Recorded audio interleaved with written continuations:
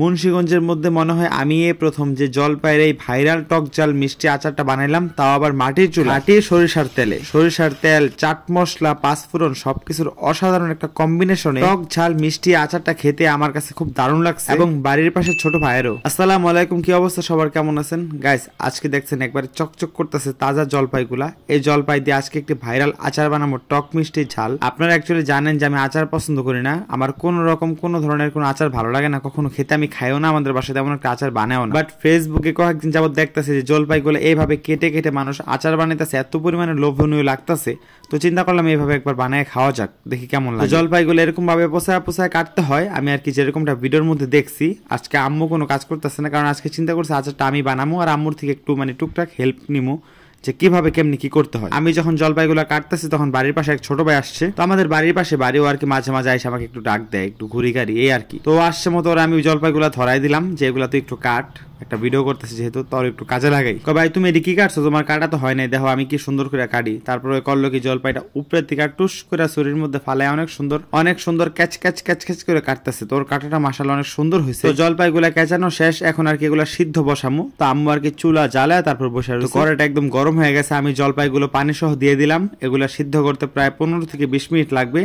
জলপাইগুলো সিদ্ধ হয়ে গেলে তারপরে এগুলা তেল দিয়ে সুন্দর করে বাগা দিব মশলা দিয়ে, আম্মুর থেকে আমার নিজে ভাবে আর কি শিখছি। তো জলপাইগুলো দেখেন একবারে সিদ্ধ হয়ে গেছে, এখন এগুলো নামিয়ে নিবে। তো এই যে দেখেন এখানে নামিয়ে নেওয়ার পর পানিগুলো একবার ঝরে যাবে চালন থেকে। আম্মু এখন এই কড়াইয়ের মধ্যে আচারে দেওয়া মশলাগুলো সব তেলে গুঁড়ো করবে। এখানে আছে শুকনো লঙ্কা, মৌরি, মেথি, তারপর আছে পাঁচফোড়ন, জিরা, আরো অনেক কিছু আছে, ধনিয়া আছে। তো কড়াইয়ের মধ্যে আর কি আম্মু ফার্স্টে শুকনো লঙ্কাগুলো দিয়ে দিল, ওগুলো একটু ভাজা ভাজা হলে তারপর দিল বাকি মশলাগুলো, কারণ এগুলো যদি আলাদা আলাদা করে না দেয় তাহলে আর কি এই যে গুঁড়ো যে মশলাগুলো আছে এগুলো আর কি একবারে পুরা যাবে। মশলাগুলো দেখেন টালা হয়ে গেছে, আর আম্মু একটু ব্লেন্ডার মেশিন থেকে ব্লেন্ড করে একবারে গুঁড়ো করে নিয়ে আসছে। আজকে আমি জলপাইয়ের টক ঝালে মিষ্টি আচার বানাবো আদলের এই খাঁটি সরিষার তেল দিয়ে। কিছুদিন আগে আর কি পেজ থেকে আমাকে খাঁটি সরিষার তেল ও মধু পাঠাইছিল, তো মধুটা অনেক মিষ্টি, আমি খাইছিলাম, আমার আর ভিডিও করতে খেয়াল ছিল না।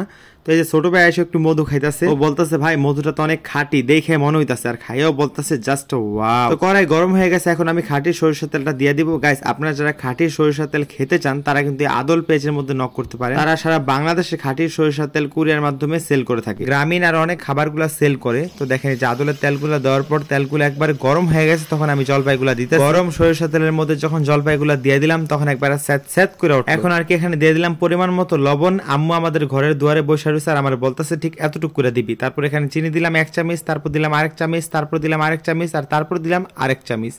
মানে আম্মুর কথা শুনে আমি দিতেছি, এখানে কতটুকু লাগবে এটা তো আমি জানি না, বাট আম্মু আমার যতটুকু দিতে বলতেছে আমি অতটুকু দিতেছি। মানে গাইস আমার একটা জিনিস ভাবলেই খুব অবাক লাগে যে ভিডিওর পারপাসে আমি আজকে আচারও বানিয়ে যাচ্ছি, এটা কখনো সম্ভব? আচার আমি খাই না এক কথা, আমাদের বাসায় তেমন একটা আচার বানায় না, বাট আজকে ভিডিওর জন্য আজকে আমার খাইতে মন চাইছে একটা ভিডিও দেখা, এই জন্য আজকে আমি বাসায় আচারও বানাইতেছি। দেখছেন ব্যাপারটা কিন্তু খুব অবাক করার বিষয় আমার, মানুষ চাইলে ইচ্ছা শক্তি থাকলে সবই হয়। তারপরে এখানে আমি দিয়ে দিলাম চাট মশলা, এই যে পাঁচফোড়ন, তারপর আসলে এখানে মেথি, মৌরি, সবগুলো মশলা একসাথে দিয়ে দিলাম, আর মরিচটাও আম্মু এর সাথে গুঁড়ো করছিল।